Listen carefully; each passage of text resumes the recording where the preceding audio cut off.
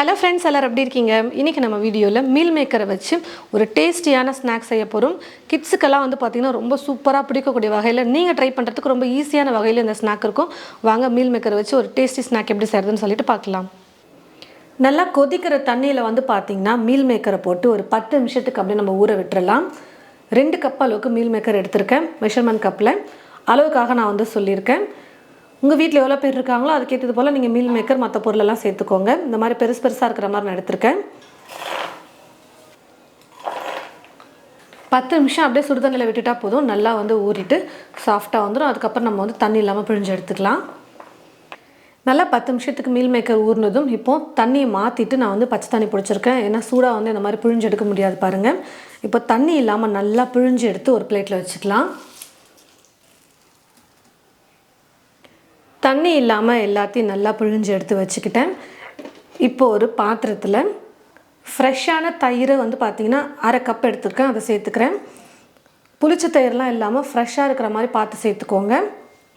தயிரோட flavour பிடிக்கல அப்படின்னா நீங்கள் ஸ்கிப் பண்ணிக்கோங்க. இல்லை இன்னும் கொஞ்சம் கம்மியாக இருந்தால் பரவாயில்லன்னு நினச்சிங்கன்னா ஒரு 1/4 கப் சேர்த்துக்கோங்க. ஆனால் இந்த அளவில் நீங்கள் செய்யும் போது ரொம்ப டேஸ்ட் சூப்பராக இருக்கும். ட்ரை பண்ணி பாருங்கள். இது கூடவே மஞ்சள் தூள் 1/4 டீஸ்பூன் சேர்த்துக்கிறேன். காரத்துக்கு தேவையான அளவுக்கு மிளகாய்த்தூள் சேர்த்துக்கோங்க. நான் 1 டீஸ்பூன் வெறும் மிளகாய்த்தூள் சேர்த்துக்கிறேன். 1/2 டீஸ்பூன் கொஞ்சம் கலர் கொடுக்கறதுக்காக காஷ்மீரி மிளகாய்த்தூள் சேர்த்துக்கிறேன். காஷ்மீரி மிளகாய்த்தூள் இல்லைனாலும் பரவாயில்ல, நீங்கள் வெறும் மிளகாய்த்தூளே சேர்த்துக்கோங்க. 1/2 டீஸ்பூன் மல்லித்தூள், 1/4 டீஸ்பூன் கரம் மசாலா சேர்த்துக்கிறேன். தேவையான அளவுக்கு உப்பு சேர்த்துக்கிறேன். 1 டீஸ்பூன் இஞ்சி பூண்டு பேஸ்ட்டு சேர்த்துக்கிறேன். பொடியை நறுக்கிய கருவேப்பிலை கொஞ்சம், பொடியை நறுக்கிய கொத்தமல்லி கொஞ்சம் சேர்த்துட்டு நல்லா மிக்ஸ் பண்ணிக்கலாம். கூடவே 1/2 கப் அளவுக்கு கடலை மாவு எடுத்து வச்சுருக்கேன். கடலை மாவு சேர்த்துக்கிறேன். கடலை மாவுக்கு பதிலாக நீங்கள் கார்ன்ஃப்ளவர் கூட சேர்த்துக்கலாம்.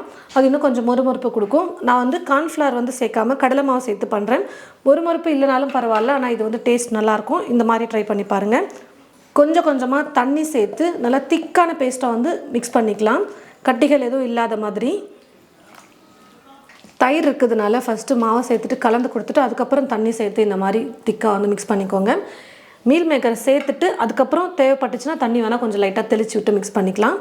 இப்போது எடுத்து வச்சுருக்கிற மீல் மேக்கரை சேர்த்துடுறேன். இப்போது எடுத்து வச்சுருக்கிற மீல் மேக்கரை சேர்த்துட்டு நல்லா கலந்து கொடுத்துக்கிறேன். உங்களுக்கு நல்ல மேலே கோட்டிங் அதிகமாக இருக்கணும் அப்படின்னு நினச்சிங்கன்னா கடலை மாவை அதிகப்படுத்திக்கோங்க. மைல்டாக கோட்டிங் இருந்தால் போதும்னு நினச்சா நான் சொன்ன அளவே நீங்கள் சேர்த்துக்கோங்க. தண்ணி எல்லாமே கரெக்டாக இருக்குது பாருங்கள். நல்லா மிக்ஸ் பண்ணி விட்டுட்டா போதும். எல்லாத்தையும் மிக்ஸ் பண்ணியாச்சு. ஒரு 10 நிமிஷத்துக்கு இது ஊறினா போதும். அதாவது நம்ம கடாயில் எண்ணெயை ஊற்றி வச்சுட்டு எண்ணெய் காயிற வரைக்கும் ஊற வச்சாலே போதும். கொஞ்சம் நேரத்துக்கு அப்படியே ஊறட்டும். கடாயில் எண்ணெய் ஊற்றி வச்சுட்டேன். எண்ணெய் நல்லா சூடு இருந்ததும் ஒவ்வொன்றா எடுத்து இந்த மாதிரி மீல் மேக்கரை எண்ணெயில் போட்டு ஃப்ரை பண்ணிக்கலாம்.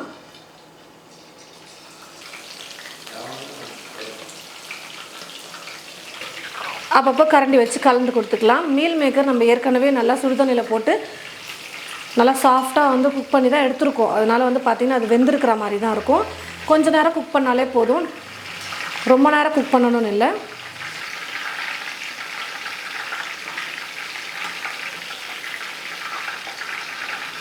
மீல் மேக்கரை நல்லா ஃப்ரை பண்ணி எடுத்துக்கிட்டேன். இப்போது ஒரு வடிகரண்டி யூஸ் பண்ணி எடுத்துக்கலாம். இருக்கிற எக்ஸ்ட்ரா எண்ணெயும் நல்லா வடிஞ்சு வந்துடும். இந்த மாதிரி வடிகரண்டி நீங்கள் யூஸ் பண்ணுங்கள். எண்ணெயில் செய்கிற எல்லா பலகாரத்துக்குமே இந்த மாதிரி வடிகரண்டி ஒன்று வாங்கி வச்சுக்கோங்க. ரொம்ப யூஸ்ஃபுல்லாக இருக்கும். நான் ப்ராடக்ட் கூட உங்களுக்கு டேக் பண்ணுறேன், நீங்கள் பாருங்கள். மீல் மேக்கர் இருந்ததுன்னா இது போல் நீங்கள் உங்களோட வீட்டில் ட்ரை பண்ணி பாருங்கள். ரொம்ப ஈஸியான ஒரு ரெசிபி தான் மீல் மேக்கர். கடலை மாவு, தயிர் இருந்துச்சுன்னா போதும். இந்த 3 பொருள் வச்சு மீதி வீட்டில் இருக்கிற எல்லா பொருளையும் சேர்த்து நம்ம செய்ய போகிறோம். ரொம்ப டேஸ்டியாக இருக்கும். ரொம்ப ஈஸியாகவும் சீக்கிரமாகவும் செய்யக்கூடிய ஒரு ரெசிபியாக இருக்கும். ஈவினிங் டைமில் இது பார்த்திங்கன்னா செய்யறதுக்கு ரொம்ப ஈஸியாகவும் இருக்கும். சுட சுட எண்ணெயில் ஃப்ரை பண்ணி எடுக்கும்போதே வெறுமனே பார்த்திங்கன்னா கொடுத்திங்கன்னா சாப்பிட்ருவாங்க. ஒரு சிலர் டொமேட்டோ சாஸ் வேணும் அப்படின்னு கேட்டாங்கன்னா அதையும் நீங்கள் வச்சு கொடுங்க. தொட்டு சாப்பிட்றதுக்கு ரொம்ப சூப்பராக இருக்கும். கண்டிப்பாக இது போல் நீங்கள் உங்களுடைய வீட்டில் மீல் மேக்கர் இருந்துச்சுன்னா இந்த மாதிரி ஸ்நாக்ஸ் செஞ்சு பார்த்துட்டு எப்படி இருந்ததுன்னு சொல்லிட்டு மறக்காமல் கமெண்ட் பாக்ஸில் கமெண்ட் பண்ணுங்கள். இந்த ரெசிபி உங்களுக்கு பிடிச்சிருந்தா மற்றவங்களுக்கும் ஷேர் பண்ணுங்கள். இது போல் நிறைய வீடியோஸ் பார்க்க தமிழ் ஃபுட் மசாலா சேனலை மறக்காமல் சப்ஸ்கிரைப் பண்ணிக்கோங்க. கூடவே பக்கத்தில் இருக்கிற பெல் ஐக்கானையும் கிளிக் பண்ணிக்கோங்க. தேங்க்யூ.